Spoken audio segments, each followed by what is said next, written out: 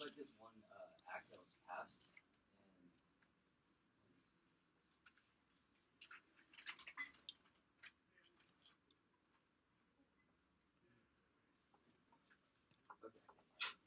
but there was this one act that was passed in like the 60s, I think, where it was like made illegal to pass acts that were against nationality. Okay, so was that from the United Nations, you mean? Well, it was from the United States, which affects like the president. Okay, so it was a specific American law. Yeah. Okay, so you felt you did find, but you don't remember the source offhand. No. Okay, so that's okay for now, but just to be aware that, you know, if we're making an argument, making a case, and want people who don't agree with us to come to our side, we definitely need to show a strong source to get them to see, oh, this is for real, this is legitimate, right? Anything about source number 2? Did we find reliable or unreliable specifically? Drew? Maybe Laura and Drew take a look at this one.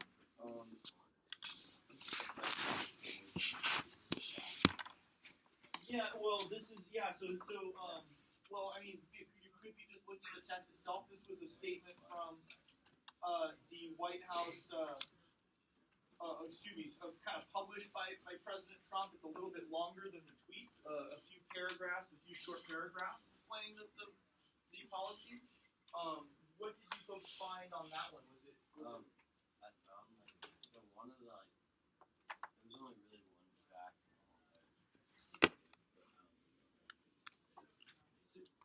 Okay, so you found it to be more opinion-based, but what was the fact that you identified? He said that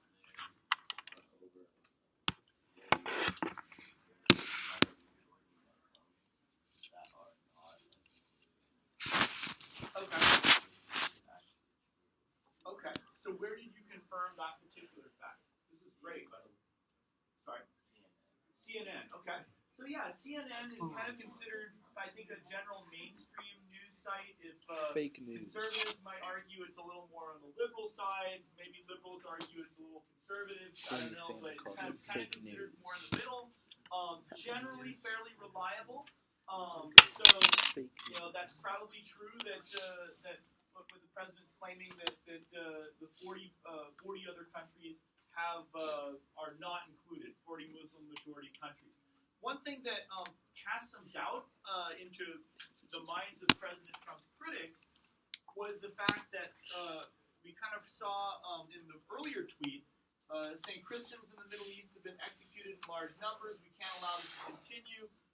He also mentioned the day he signed the executive order that Christians would be given priority as refugees. And so critics and even the courts looked at that to say that maybe he was playing favoritism, have certain favoritism toward one religion or another, which is kind of contrary to the First Amendment of the United States Constitution. And that was calling into question a little bit about whether this was or was not a Muslim ban, right? So that claim that 40 other Muslim majority countries were not included was kind of trying to allay those concerns that it wasn't a Muslim ban. But again, some of the critics looked at that and said, well, you know, if you look at the context of what he said as he issued the executive order, that they felt that it meant a little otherwise. Let's switch over a little bit. I want to open this up to kind of more folks to volunteer and jump into the discussion. I'm going to go back to some large sample discussion questions we had from last time we didn't get to. So I just want to open this up to everybody. Which sources did you find more convincing and why? Kind of just the top question, kind of very, very open-ended. Whatever sources. Yes, Nathan? Like the journalists that do that as a profession. Okay, so like people who trying to convince people as a profession. People who are professional journalists, you said? So what is it about professional journalists that you know about professional journalists that you might find kind of convincing or more credible? Well, I don't know anything about journalism, but like the way they write, they just tend to put more facts and things that would make you agree with them. Okay. What do you folks think about what Nathan says? Do you I think it's great. I think it was great. Are you skeptical of journalists? Persuasive writing. And he says Okay, what's that persuasive mean? writing. I think it's just straight facts. Anyone can put facts in there. Yeah, Yeah, but that's why they're facts are called more convincing. facts. Can I get first? Why are you trying to play me? Okay. No, but I think, Nathan, you got a good point, is that someone who is working as a journalist generally has certain training in terms of looking at balance and basically trying to find different perspectives if there's a controversy. And also, not all journalists do a good job. That's certainly true.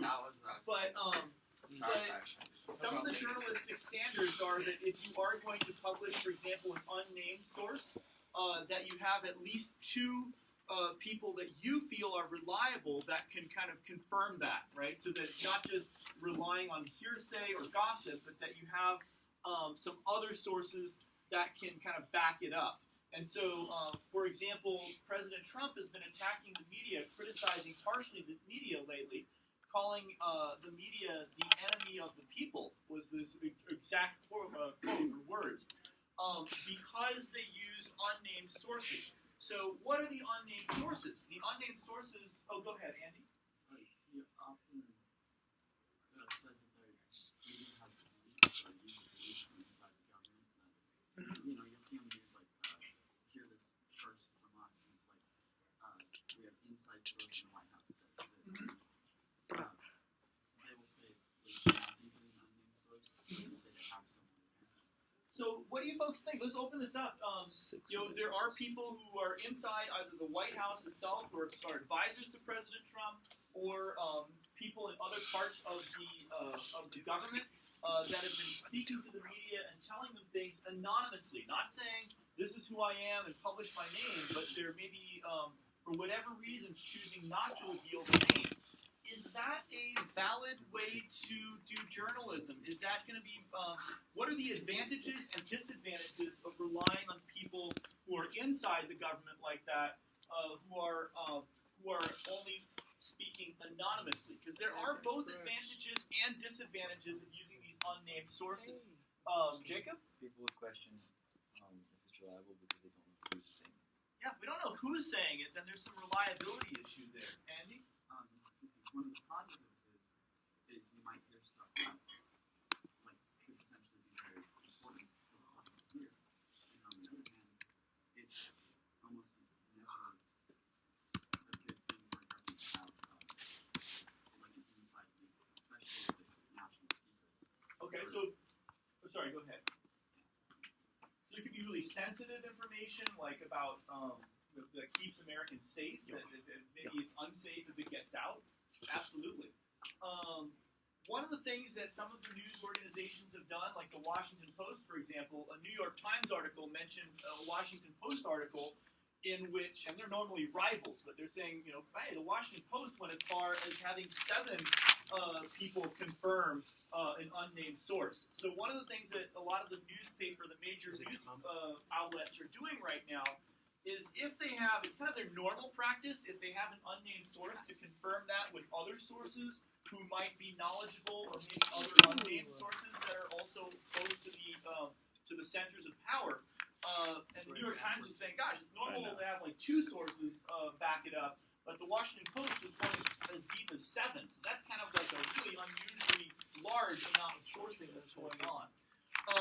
So let's open it up. Let's see if we can shake things up a little bit. One more example here. Did folks find? I want to see if anyone found an example of a statement either pro or against the immigration executive order that you found some outside source information to either support it or kind of take it down or question it. So if you have some evidence from outside that you found on the computer, for example, that supports or questions one of the sources that you looked at. Go back to Andy. Go ahead. And one I was reading on the National Review. I didn't read everything on the National Review, so I don't know whatever side of the aisle it's on. The National Review is definitely very conservative.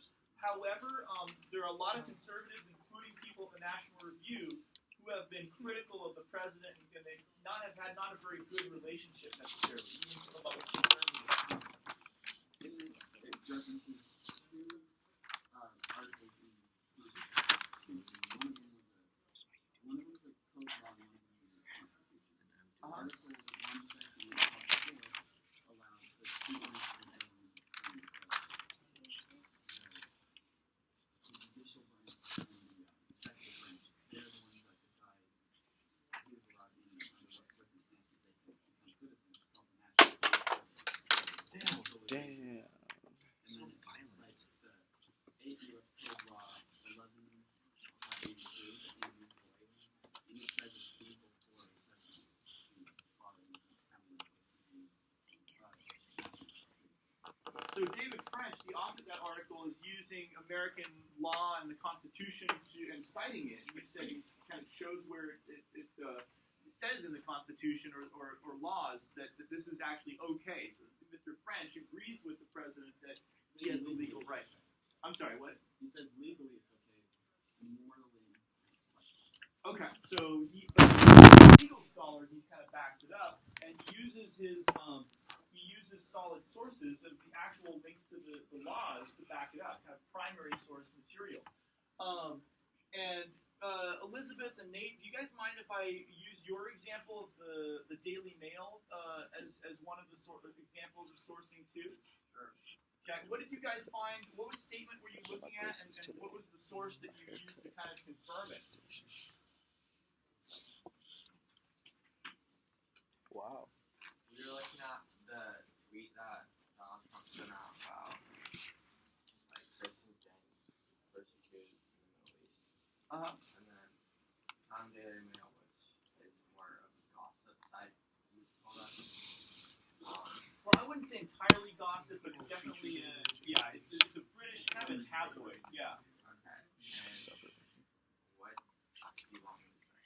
So what did the Daily Mail say about it specifically? Well, it said Christians facing wiped out. Okay. So the Daily Mail, again, is one of those publications that tends to be definitely more on the conservative side in Britain, and they kind of go for sort of these sensational type of headlines to grab people's attention. There's some question, especially, exactly how reliable they are. There's definitely some very conservative, reliable conservative sources, but it's one that's kind of considered a little more splashy and attention-grabbing than quite as serious, perhaps. I don't blame you guys for digging that one up. I think it's a great example where even the sources that back it up, we have to kind of think about that and question it. Another student in the last class had an example from National Public Radio in